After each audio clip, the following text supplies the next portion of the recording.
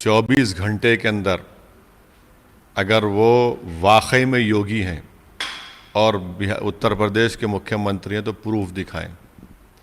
हाँ, योगी को दूल्हे भाई हर रात में ख्वाब में आते हैं, बहुत परेशान रहते हैं हमारा नाम सुन के, हमारे पूरे मेहनत और कारनामों को देखकर।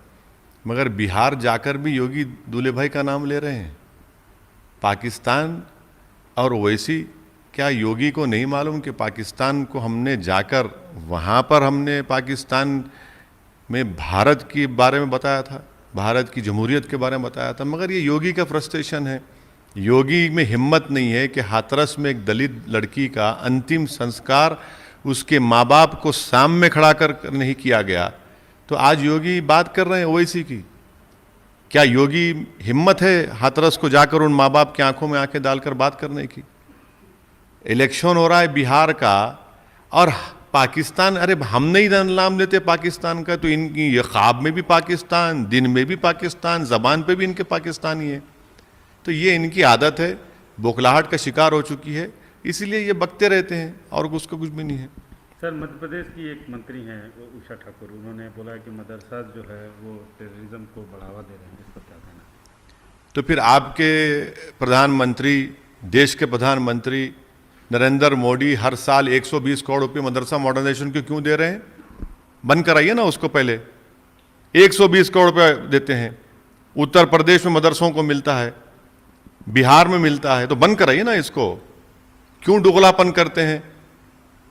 और मदरसों में कितने पढ़ते हैं मुसलमान? चलिए मदरसे अगर मुसलमानों के लिए स्कूल खोल के दिखाइए। स्कूल नहीं खोलेंगे, मुस्लिम इलाकों में पुलिस स्टेशन खोलेंगे, अस्पताल की जगह शराब खाने खोलेंगे और आप कहेंगे टेररिज्म। अरे ये बीजेपी तो देश की आज़ादी में इनका कोई रोल नहीं था। यही मदरसों से अंग्रेज़ों के खिलाफ जिहाद का फतवा इशू किया गया था। देश की लड़ाई में महात्मा गांधी, नेहरू और के साथ खड़े वाले यही मदरसे के उलेमा थे। इनको देश की तारीख ही नहीं मालूम, इसीलिए सिर्फ नफरत पैदा करना मुसलमानों के ताल्लुक से ये इनका मिशन है। सर, एक इंटरव्यू में कहा कि आरजेडी और कांग्रेस बीजेपी को नहीं रोक पाएंगे। बिल्कुल, इसलिए कि 2019 के चुनाव देख लीजिए आप। 2019 के पार्लियामेंट के चुनाव में बिहार के 40 लोकसभा सीट में आपने सिर्फ एक जीती, किशनगंज, वो भी हमारी वजह से। अगर हमारे कैंडिडेट अख्तर उल ईमान 3 लाख वोट नहीं लेते तो वहाँ से भी आप हार जाते। 3 लाख अख्तर उल ईमान लिए, 3.5 लाख कांग्रेस ली, जेडीयू 3,25,000 ली। इनमें कोई ना कन्विक्शन है, ना इंटेलेक्चुअल ऑनेस्टी है बीजेपी से मुकाबला करने की। और इसीलिए हम ये कह रहे हैं कि ये भी असेंबली चुनाव में इनके पास कोई ना तो कोई स्ट्रेटजी है, ना तो कोई पॉलिटिकल विजन है, और इसीलिए हम कह रहे हैं कि ये लोग काबिल नहीं है उतने। तो काबिल नहीं है तो सर, तो आप उनके हिस्सा क्यों नहीं हो गए, उनके साथ क्यों नहीं? बीजेपी को अगर शिकस्त, अरे जब हम उनको काबिल ही नहीं मानते तो क्यों साथ जाएंगे उनके? हम काबिल हैं, कुशवाहा साहब काबिल हैं, राजभर साहब काबिल हैं, बीएसपी काबिल है, ये हम लोगों में लड़ने का जज्बा, लड़ेंगे। उनमें कहाँ है? अरे भाई एक बात बताइए, 5 साल पहले गठबंधन ने क्या कहकर वोट लिया था कि संघ मुक्त भारत करेंगे, मोहन भगवत को रोक देंगे, और वोट कटवा हमको कहा था।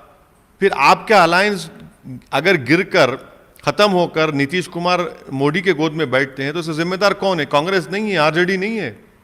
आपने तो बिहार की जनता को झूठ बोलकर, धोखा देकर वोट लिया।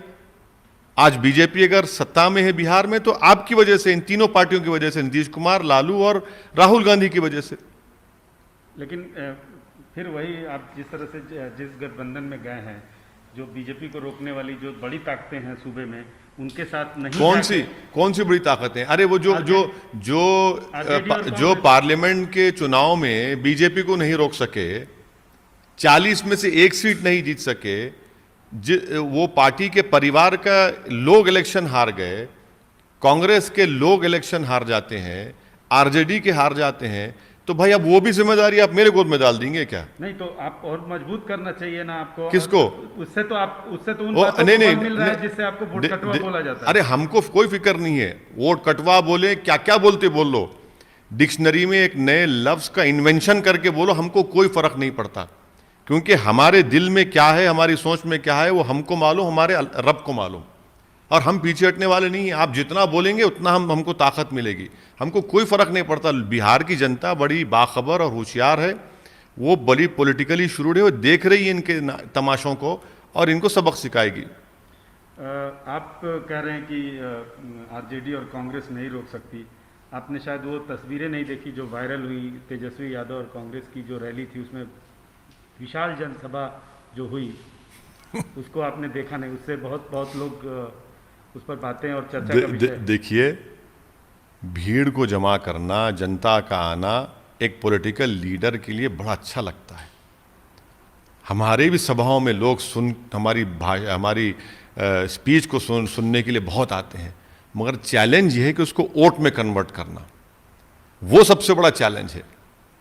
यकीनन जनता आएगी, हमारे जल्द सभाओं में भी आएगी। और अगर यही पैमाना है तो क्या आपके पार्लियामेंट के चुनाव में भीड़ नहीं आ रही थी आरजेडी के? क्या कांग्रेस आरजेडी के अलायंस में भीड़ नहीं आ रही थी क्या? अभी आ रही है, जब नहीं आ रही थी क्या? ये चीज़ है, देखना पड़ेगा आगे जाकर। हमारा मकसद एक ही है कि एक मैसेज, पॉजिटिव मैसेज बिहार की जनता को हम देंगे और उसमें कॉन्फिडेंस इंस्पायर होगा और तब जाकर वो वोट में कन्वर्ट होगा। आजकल आप एक अलग पॉलिटिकल फार्मूला बता रहे हैं कि नीतीश सीएम नहीं बनेंगे, कैसे? हमारा ये मानना है कि इस चुनाव के बाद या इस चुनाव के दौरान बीजेपी की पूरी कोशिश ये है कि बिहार में अब के बार बीजेपी का मुख्यमंत्री बन जाए। वो नीतीश कुमार को मुख्यमंत्री बनाने की कोशिश नहीं कर रहे हैं। बीजेपी की पूरी कोशिश ये है कि अब की बार बिहार में बीजेपी का मुख्यमंत्री बने और नीतीश कुमार को घर में बिठा दिया जाए। इसीलिए हम बिहार की जनता से कह रहे हैं कि बीजेपी को अपना मुख्यमंत्री बनाने के रोकने के लिए आपको कुशवाहा साहब और देवेंद्र यादव साहब जो अलायंस और राजभर साहब बीएसपी जिसमें है उसका साथ देना है। बीजेपी की ये स्ट्रेटेजी सब पे सामने है, सब जानते हैं इस बात को। ये कोई मैं नई बात नहीं कह रहा हूं, हर आदमी जानता है, बिहार की जनता जानती है। और रामविलास पासवान के जो पुत्र हैं चिराग पासवान, उनका जो इस समय राजनीतिक जो उन्होंने बातें कह रहे हैं कि प्रधानमंत्री का मैं हनुमान हूं, लेकिन उन्हीं की पार्टी के खिलाफ लड़ रहे हैं, उनको आप कैसे देखते हैं? उनकी भूमिका को कैसे देखते हैं? भाई वो देखिए, अब वो किसकी लंका जलाएंगे? किसकी लंका जलाएंगे वो? ये दिल्ली में आप मोदी के साथ, पटना में नीतीश के साथ नहीं, आप ये किसको क्या कर रहे हैं? बिहार की जनता देख रही है इसको। और फिर आरएसएस के लोग ऑर्गेनाइजेशन सेक्रेटरी एलजेपी में ज्वाइन हो जाते हैं, तो क्या पैगाम है? कौन इनको सपोर्ट कर रहा है? बड़े बड़े बीजेपी के लीडर्स इनको ज्वाइन कर रहे हैं और नरेंद्र मोदी के ताल्लुक से, अमित शाह के ताल्लुक से बोलते हैं कि ये लोग बड़े सख्त लीडर हैं। ये इतने नरम हो गए कि इनके पूरे के बड़े बड़े लीडर्स एलजेपी में जाकर इलेक्शन लड़ रहे हैं। ये किसकी आंखों में धूल झोंक रहे हैं? बिहार की जनता में तो आंखों में धूल नहीं झोंक रहे हैं आप। बिहार की जनता देख रही है पूरे आपके इन चीज़ों को और एक अच्छा फैसला लेगी। बीजेपी धूल झोंक रही है या चिराग पासवान? नहीं, ये मैं तो यही कह रहा हूं ना कि मकसद यही है कि बीजेपी का मुख्यमंत्री बने। नीतीश कुमार को मुख्यमंत्री बनाना बीजेपी का मकसद या आरएसएस का मकसद नहीं रहा। इनका मकसद यह है कि अब की बार नीतीश कुमार को बिहार का चीफ मिनिस्टर ना बने बल्कि बीजेपी का बनाए। और हम बिहार की जनता से कह रहे हैं कि आपने 2019 के चुनाव में आरजेडी को, कांग्रेस को वोट दिया, वो नाकाम साबित हुए। अपने वोट को, आपका कीमती वोट है, उसको ज़ाय होने मत दीजिए, उससे नुकसान होने मत दीजिए, अपना फ़ायदा कराइए और कुशवाहा साहब और देवेंद्र प्रसाद यादव, बीएसपी, राजभर साहब के अलायंस को वोट दीजिए। एक अंतिम सवाल सर, जो आपका गठबंधन है, आपके विरोधी, अरे भाई, ये जो तोपें तो चली नहीं 19 पार्लियामेंट चुनाव में। बड़े बड़े तोप गए थे, बड़े बड़े तोप गए थे 2019 के पार्लियामेंट चुनाव में। क्या तोप में पानी डाल दिए थे क्या? तोप ही नहीं चली, सब टाइम हो गए। चलिए, हम तोप हैं तो जब हमारी घनगरज चलेगी वो निशाने में बैठेगी, हमको पूरा यकीन है। मगर आपका तोप तो एक्सपायरी डेट हो चुकी है ना उसकी। वो आपको बोल रहे हैं। अरे हमको तो सारी दुनिया बोलती है, हमको फिक्र नहीं है। बीजेपी बोलती है हमारे बारे में, आरएसएस बोलती, नीतीश बोलते, कांग्रेस बोलती, आरजेडी बोलती, बोलते रहिए ना। हमको नहीं बोले तो किसको बोलेंगे? अच्छा है हमको, इनको लगता है कि हमको बोलने से इनको रात में नींद आती है, पेट में दर्द कम होता है, बोलते रहिए, मगर बिहार की जनता ये भी देख रही है कि पूरे के पूरे एक होकर ओवैसी के पीछे पड़ चुके हैं।